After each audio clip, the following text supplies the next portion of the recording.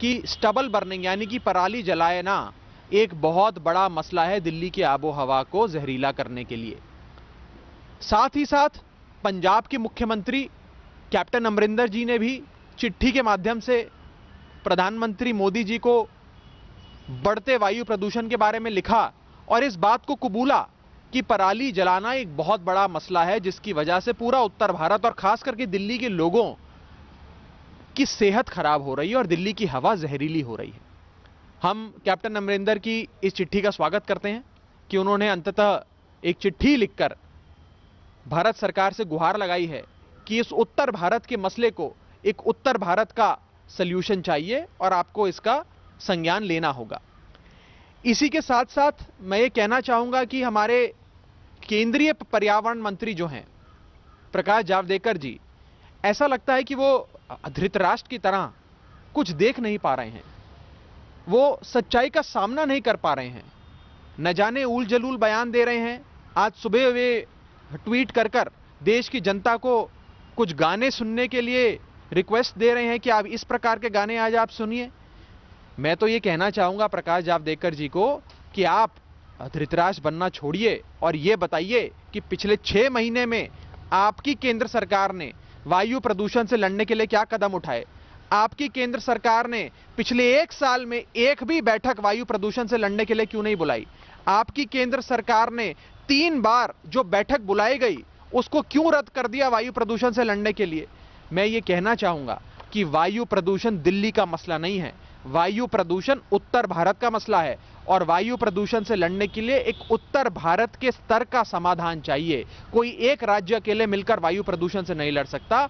प्रकाश जावड़ेकर जी को धृतराष्ट्र बनना छोड़ देना चाहिए, सच्चाई का सामना करना चाहिए और उन्हें मैं याद दिलाना चाहूंगा ये वही हवा है जो वे भी इसी हवा में सांस ले रहे हैं, उनका मंत्रिमंडल भी इसी हवा में सांस ले रहा है, माननीय प्रधानमंत्री भी इसी हवा में सांस ले रहे हैं और दिल्ली के तमाम बच्चे, बड़े, बुजुर्ग, जवान, महिलाएं, पुरुष, हर जाति हर धर्म के लोग भी इसी हवा में सांस ले रहे हैं।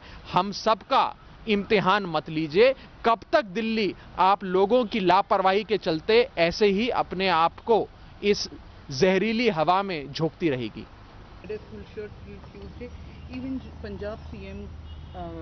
raising concern and wrote in a letter to Look, Prime Minister. in the months of October and November, the air in Delhi becomes poisonous, and this happens primarily because of stubble burning in neighboring states.